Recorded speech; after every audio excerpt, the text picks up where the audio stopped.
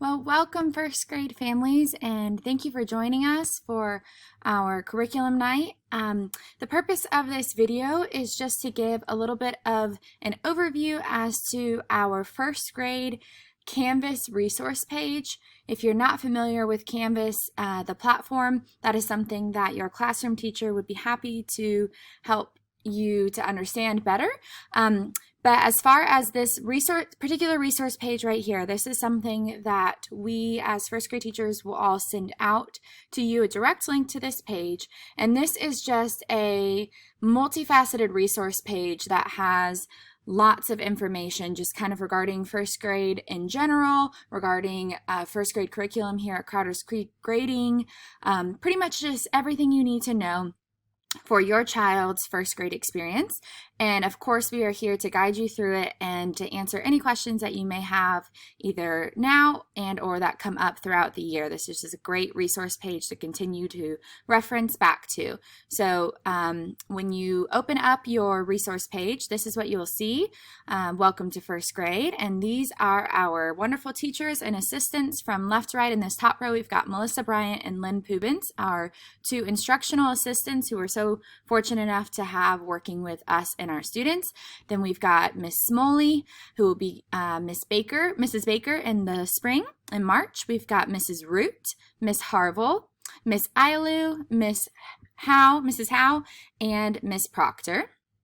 And then if you just scroll down a little bit further, you'll just get a good overview for what does first grade look like. So this is just what we expect students to be able to do independently by the end of first grade. First grade is a large jump from kindergarten. There is a lot of academic growth that our standards expect throughout the year. So lots of room for growth for students, high expectations, but also a really, really exciting year because of all of that. All of the growth that you and your child's teacher together will get to see is just really incredible to experience. And we love watching students just step up to the plate and really develop as individuals, as citizens, as students. So a lot of independence in first grade. And again, that's a fairly large shift from kindergarten. Again, we realize your children, our students are 6 and 7 years old. So still children, but really lots of independence that is developing throughout the year. So students needing to be able to think independently. And before we can get to really the meat of our curriculum, we need students to be able to listen, to really listen with their ears and their eyes, to be prepared for school, to follow directions, to be responsible. We get a lot of, mom forgot my homework, or dad didn't put this in my book bag, or grandma did this. And just trying to get students to understand, no, honey, you're the first grader, you're here. You need to be responsible. These are your things, your belongings. And so we really promote and encourage that in the classroom, and we ask you to encourage that at home too, building that working stamina and then just working cooperatively. We talk a lot about class, family, and being a unified unit together. So given that we know school was a little bit interrupted last year due to COVID and everything going on with that. Students were not in the traditional brick and mortar classroom beyond March. It's definitely a different year. So we absolutely consider that and keep that in mind. We are addressing gaps from ending our school year in e-learning and absolutely helping students to assimilate back into that traditional approach where we're in the classroom every day. And so we're so thankful to have that opportunity with them. So please know that we are here for that, for them, and to consider that. But we also are really impressed with what we're seeing so far in the classroom and with students able to just assimilate right in and adapt to all of life's different situations right now. So we're really just thankful for your partnership in that. Scroll a little further and you'll see the profile of the South Carolina graduate.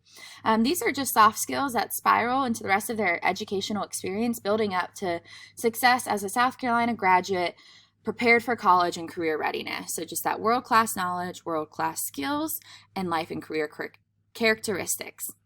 And again, if you scroll down a little further, this is going to be a big ticket item for you right here, this curriculum information. These are all links. So anything you click on this page will toggle you to another page where you can view all the curriculum information for mathematics, English language arts, science, social studies, our grading and assessments, it looks a little different in first grade, and our computer science and digital literacy components.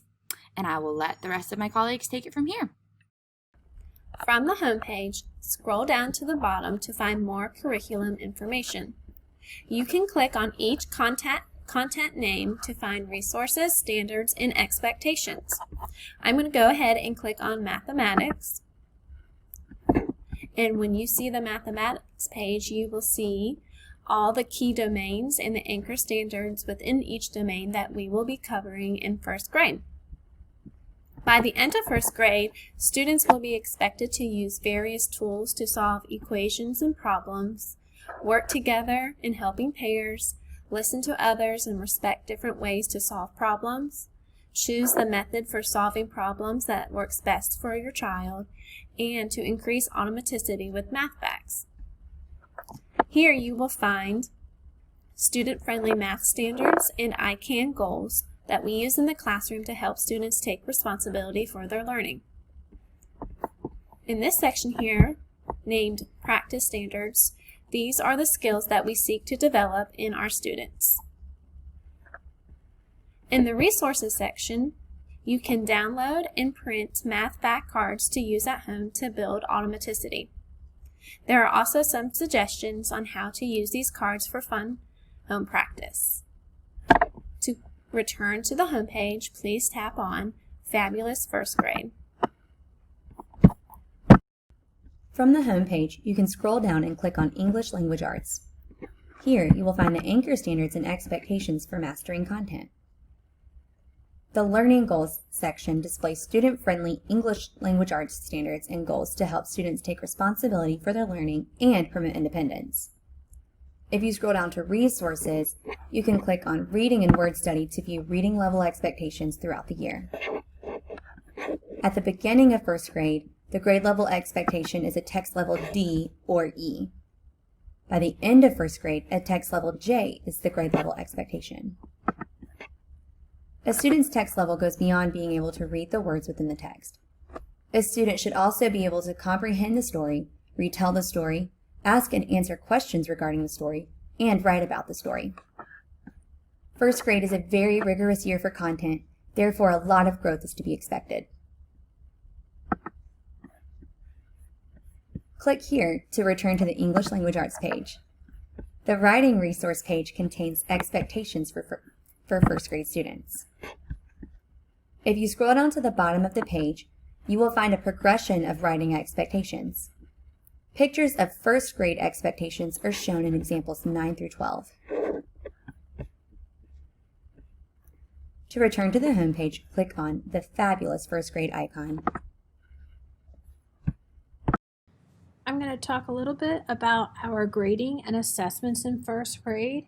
And again, to find it, it is on our Canvas page. You can see the front and you scroll down to where it says grading and assessments, and you can just click on the link. Okay. So in first grade, we use a grading scale of 1, 2, 3, or 4, with 1 where your child is beginning to understand the skill or concept. 2 is developing, where they're making progress, yet still need a lot of teacher support. A scale rating of 3 means your child is meeting the on-grade level expectations without support. And 4 is excels, where your child can meet not only the grade level standards, and they do it with excellence. Students can also be provided a self-assessment rubric, and this is a skill that we actually teach students of how to reflect about their own thinking and their own work. Again, it correlates with our grading scale of 4, 3, 2, 1. With a 4, the student feels like they know the content or the task or the activity very well and they could teach someone else.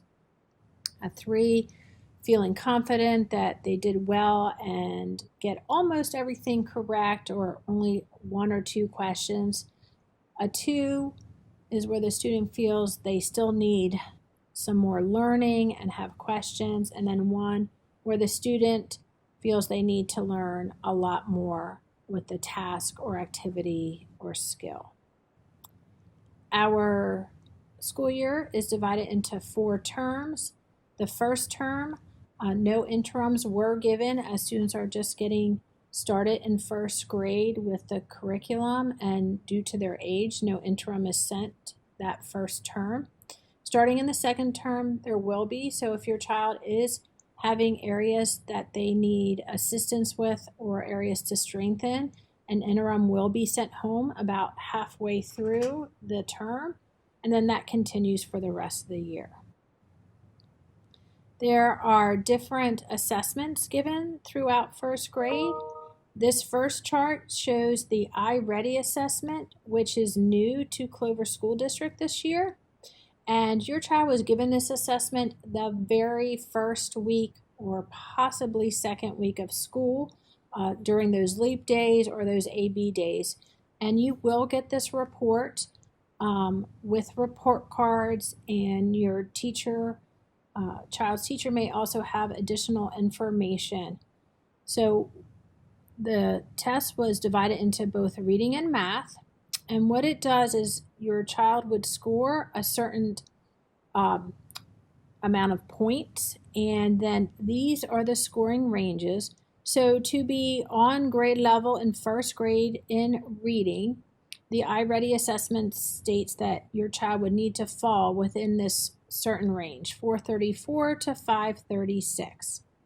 And then they take this range and even say, well, obviously, if it's the beginning of the year, if your child is scoring within 434 to 557, they're pretty much on target within that first grade learning. Mid-year is 458 to 479, and then the end of year scoring 480 to 536 to truly be within that first grade level placement. If your child scored below, it will note where they were within the kindergarten range or emerging kindergarten. And if they scored above that range, it would show the grade level placements of where they scored. And the same thing is for math, exact same way. You can see the score ranges are a little bit lower once they start entering first grade, with 402 being an on-grade level score up through 496 for grade 1. And again, breaking that range down into early, beginning of the year, mid-year, and towards the end of first grade.